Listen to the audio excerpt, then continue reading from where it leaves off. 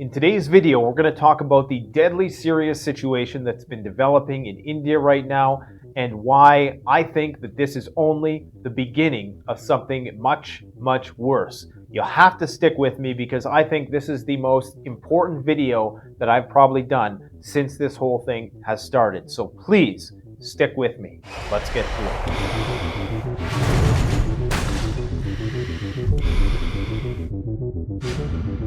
Some of you who were subscribed to the channel back in January of 2020 might remember I made a video in which I said this. Another thing that would tip the scales for me, if we started to see sustained transmission in a country like India, where there's very poor living conditions, densely populated, unsanitary living conditions, then I would definitely be worried. My prediction was half right and half wrong, and I'm going to break down what I think is going to happen moving forward. So please stick with me. Now, I don't claim to be an oracle. I don't just make random predictions. I don't look into a crystal ball or anything like that. What I do is I analyze the situation, okay? I do a bit of an actuarial calculus in my mind. I try to take all the variables into consideration. I watch all types of media, not just the mainstream, but I also listen to the independent voices. And usually, more often than not, is that you take the mainstream perspective and you take those independent perspectives, you draw a line between the two, you put a dot in the middle, and that's where you're likely going to find the most truth. And that's what I've done since the get-go of this, and that's why my predictions have been right. This is why the first video, or one of the first videos I ever did, was about the great pandemic. This is why on January 25th of 2020, we basically made a documentary called The Next Great Pandemic. And sure enough, this whole situation has unfolded. This is back when people didn't really think this was going to be a big deal, okay? We talked about India being one of the hotbeds of potential activity for this thing before anybody, and I mean anybody, even mentioned it. Why was I, a person who is not an epidemiologist, doesn't have a PhD at the end of my name, why is it that I was thinking about how that would be the worst case scenario of this entire thing back before this thing even got started? Why is that? Well, you put two and two together. You have people living in a place which is beyond densely populated, where not everybody has access to good health care, clean drinking water, all of the things that we have here that allowed us to at least fight this thing off a little bit. The consensus in India right now, from the authoritative sources from which I will post links, is that the numbers that are coming out of there are potentially 10 times underestimate. And that's with respect to deaths. So they're reporting 3,500 deaths a day. What does that mean? That means that there's potentially 10x the amount of deaths which are going unreported. Why is this only affecting India right now?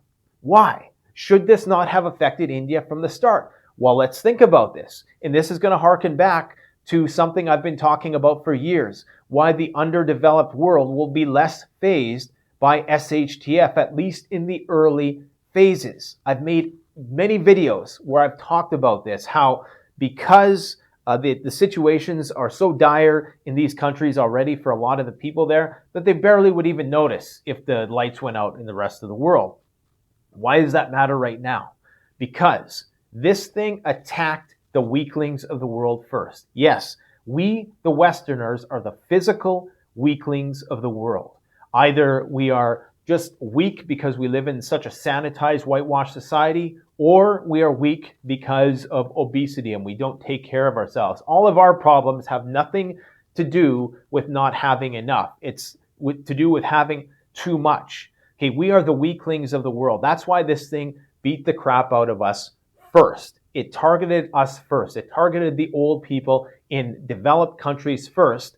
And part of the reason for that, because we have such a long life expectancy, because people are able to live that long, because they are supported by our infrastructure, okay, by all the amenities that we enjoy and the healthcare that we enjoy and the drugs that we enjoy to keep us alive so we can keep living these unhealthy lifestyles, okay? But we are the weaklings of the planet. People who are bathing in the Ganges River every day, who've had to have hardened immune systems to basically live in the conditions where you get 1,000 people sharing one toilet, which is never cleaned. And if you live in that condition long enough, you are going to develop a really strong immune system. Okay, you're not going to be physically bodybuilder strong, but your immune system is going to be strong. So this virus, once it burned through all the low-hanging fruit of the planet, it's decided, I'm just personifying here. I know I'm going to get Mr. Smarty Pants come on and say, oh, viruses don't think. No SHIT, Sherlock. We get it. They're not alive. They're not dead. Okay, we get it. What I'm trying to say is that the virus has now adapted to get the higher hanging fruit. The people who are tougher, the younger countries, the countries where the population distribution is in the lower age range. That's where it's going for next because it's burned through all the weaklings, us. Now it's going to target the developing world. And first it's going to be India, then it's going to be countries like Nigeria, another country which is very similar to India in terms of the living conditions, only they arguably have less capability and less infrastructure to combat something like this. So that's where it's going to move next. That's not a flat earth level prediction, okay? I think based on what we've seen so far and how we've seen this progress so far, it's common sense. Just the fact that these experts are saying that it's far more pervasive than it is.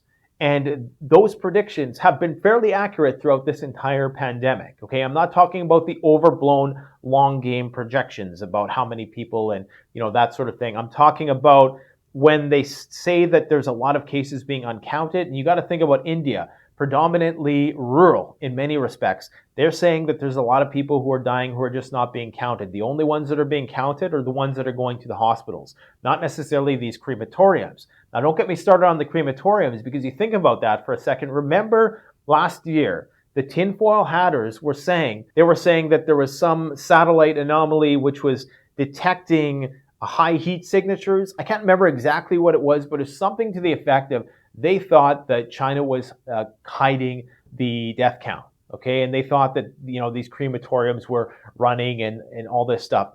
Now, why is that important? Well, I mean, it's important because we see what's happening in India right now. Okay, China is a far more symmetrical population, meaning that it's a far more well organized, and the people are they're more symmetrical. That's the best way I can put it. Culturally symmetrical. Okay, you go to India, everybody's kind of all over the place, and that's not necessarily a good thing or bad thing. One is communist, one's democratic capitalist, if you will. One is more freeform, the other is very regimented. China being the regimented one, they're welding peoples in houses and all that good stuff. They were able to, at least on paper, contain it. We really don't know what's going on because of the Great Firewall, but we do know that for the most part, it was contained. India did not have that luxury. Now we're seeing this level of disclosure with India because India is a glass house just like the United States for the most part. Okay, what goes on there is not necessarily censored, even though they are saying that the government is embarrassed by what's going on and they may be helping to downplay what's actually going on. When you're seeing these images of these mass crematoriums, that's only what's going on, in the cities. Never mind the rural environments. But on the face of it all, it seems pretty simple. It's burned through the over-sanitized societies of the world. Now it's mutated in order to attack young people with more hardy immune systems. So what does it mean for us? Well, what it means is that when it does eventually boomerang back to us, which it will, it is going to come back. You see, I was even of the impression, based on how things progressed and the vaccine rollout and all that, I was under the impression that, okay, maybe they're gonna get a handle on this. I mean, I've been talking about how this is gonna be a long game thing for a long time, but I have passing moments where I'm thinking, you know what? Maybe we got this stuff figured out. Not now. This confirms for me that we are in the first inning of this, and this is going to be with us for years. They're already talking about the booster shots that everybody's going to have to get because they know that when this circles back around in 6 months, in 8 months, this winter, when this circles back around, and when you get a virus which has basically been hardened to deal with the younger, more immunologically tougher people in India and Africa, when that wraps back around, and Brazil for that matter, when those strains come back around to us, the immunity that we've gained, be it, I'm not sure if it's temporary or not, the jury's still out on that. Whatever immunity we've gained, I think is going to be null and void or lessened. And without some kind of booster, basically it's going to come back with a vengeance. This is my prediction. Okay, this is why I think there was the big freak out in the start. And because they had this big freak out, and because there's all this irrational Karening with respect to the masks and all that, people have now become very resentful towards any sort of regulation of the issue. And I said the government blew their load on this way too quick. Okay, they should have been more surgical in how they dealt with the situation instead of just closing down all the small businesses and leaving a bunch of people on the streets and letting people burn cities down.